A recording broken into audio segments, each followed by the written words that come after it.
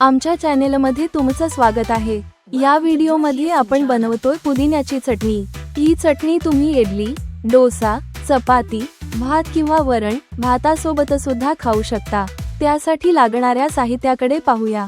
स्वच्छ धुतलेला एकजूट पुदिन्याची पाने, थोडी कढीपत्ता आणि कोथिंबीर, 3 हिरव्या मिरच्या, चवीनुसार मीठ, 1 चमचा उडीद डाळ आणि अर्धा चमचा जिरे, 1 मध्यम आकाराचा कांदा लहान तुकड्यांमध्ये चिरून घ्या, 1 चमचा चिंच पाण्यात भिजवली तरी किंवा थेट टाकली तरी चालेल, 1 कप ओल्या नारळाचा किस आणि 1 चमचा आले व लसूण।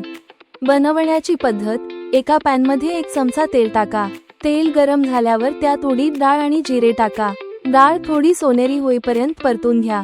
मग त्यात कांदा, हिरव्या मिरच्या, आले आणि लसूण घाला। कांदा नीट शिजेपर्यंत परता। तुम्ही लसूण वापरत नसाल तर टाळू शकता।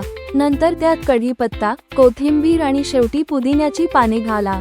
पाने मऊ होईपर्यंत आणि कच्ची वास जाईपर्यंत नीट परता। नंतर गॅस बंद करा आणि मिश्रण थंड होईपर्यंत ठेवून द्या। मिश्रण थंड झाल्यावर मिक्सर मध्ये टाका। नारळाचा किस, भिजवलेली चिंच आणि चवीनुसार मीठ घाला। हवं असेल तर थोडंसं गूळ सुद्धा घालू शकता। थोडं पाणी टाका।